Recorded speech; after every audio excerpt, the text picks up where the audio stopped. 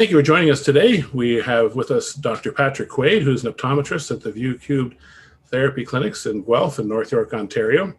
He's an author, and we have another author with us today as well, Elaine Uskoski, who is an author, speaker, and coach, and she's a special interest in the areas of video gaming addiction. Thank you both for joining us. Thanks for having us. In your second book, Cyber Sober, you talk about a number of topics that are of interest to people in general, but parents in particular. Tell us the kinds of things that you found was helpful to share in this book, and particularly for parents who are having children that are struggling in this area of video addiction. Well, I think what's different about this book than the first one is that my son was very generous and allowed me to interview him. And you know, we sat down on 4 different occasions, and he was very insightful, but also very raw and very candid about his journey through the addiction and into recovery, and didn't candy coat it.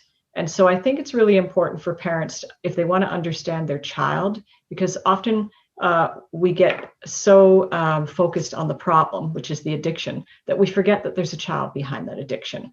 And generally it's a child with some emotional pain that needs some empathy in their life. And so I think it's important for parents to read the book so that they can get inside the mind of what's going on for their child and really understand them from a place of compassion. And, you know, I also spoke to experts in the book, like Dr. Quaid as well, and psychologists. And so it's nice to have experts' opinions on the subject as well. I think that's helpful for parents. And there's preventative tips as well as, you know, of course, the journey on what you do if you do find that your child is addicted to video games. And Dr. Quaid, what are some things that you've noticed as you've worked with patients who have such a wide variety of issues when it comes to vision and learning and behavior and all things that you talk about, of course, in your book as well?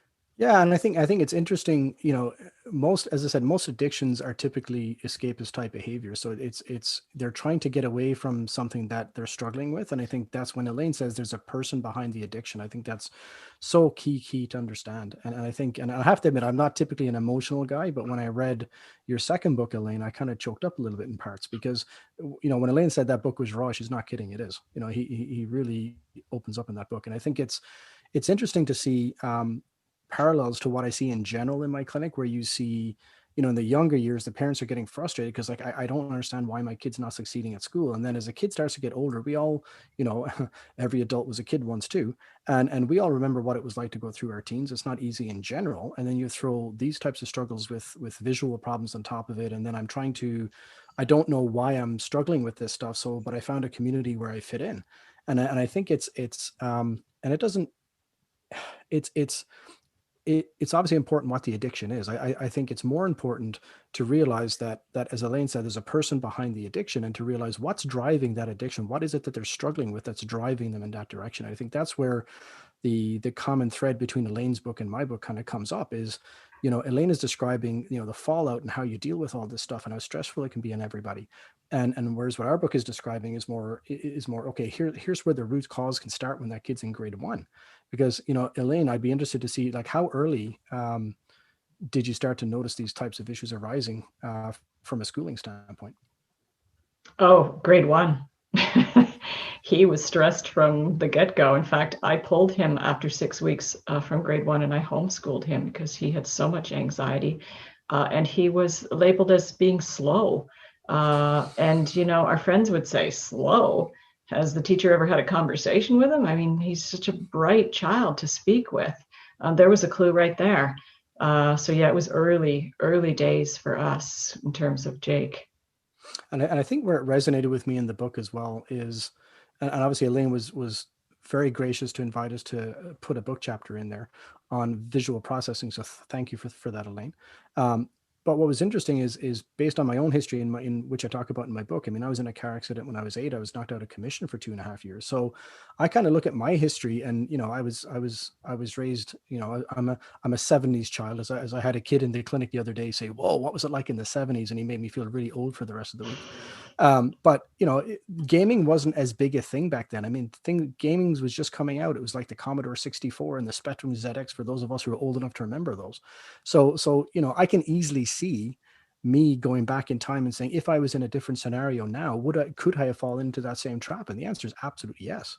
So I think we need to realize that different generations have different addiction behaviors, but all of these addiction behaviors stem from a point of pain, essentially, as Elaine said. If these kids are struggling with something, they're going to look for a group or a community, or God forbid, a substance where they can use that as an outlet to avoid the reality that they're struggling with. And I think as parents, the onus is on us to figure out where those struggles are, but we need to be educated to do so. And I think that's where I commend Elaine in terms of the book and being so open about what she's been through, because not every mom or child is going to be that open. And so I really commend you, Elaine, for doing that, because a lot of people would not take the time or the effort, or the, quite frankly, the painful process of figuring that out. That's not, I look back in my family history, and I wish my parents had taken the time to figure that out. They're good people, they're good parents, but I don't think they would have the tenacity to do what you've done. Thank you.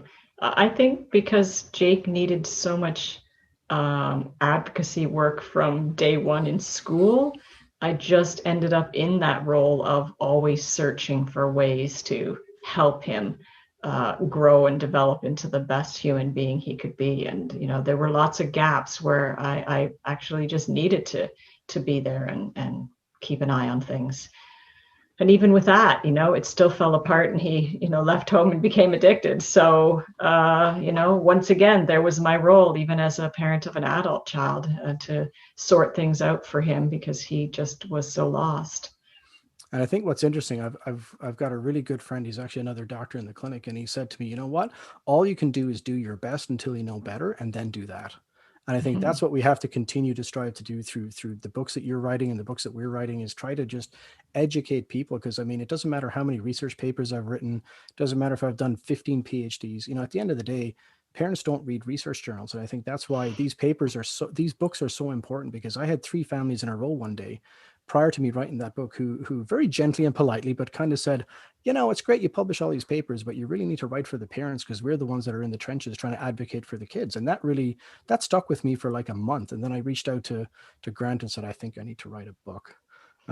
Because I'm so used to writing for the academic ranks. That was a very new skill for me. And I'm sure, Elaine, maybe you can speak quickly about like the pain of writing a book. I mean, it's a joyous process, but it's like, it can be a frustrating one at times.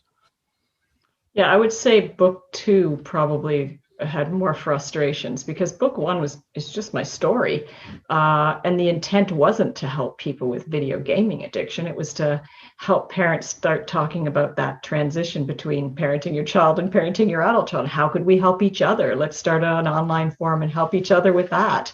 But the second book was more difficult for me, because there was huge responsibility in it to get everything right, and to make sure I was sending the right kind of messaging, and giving parents and caregivers the right tools that they would need to navigate this addiction. So not easy to write. And, as well, it's got to be written so that a parent understands it. You don't want it to come across as too much academia work in it that's over everyone's head and becomes dull and dry. So yeah, I had to sort of insert the story so that it still kept parents and caregivers' interest. Well, I can tell you hit the nail on the head. Thanks. We've been enjoying conversation with Elaine Uskoski, who's an author, speaker, and coach, and her interests in the area of video gaming addiction have been very helpful for us to hear today. We're also speaking with Dr. Patrick Quaid, who's an optometrist with the ViewCube Therapy Clinics in Guelph and North York, Ontario. He's the author of the book, Learning to See, Seeing to Learn, Vision, Learning, and Behavior in Children. Thank you both for sharing with us today. Thank you. Thanks for having us.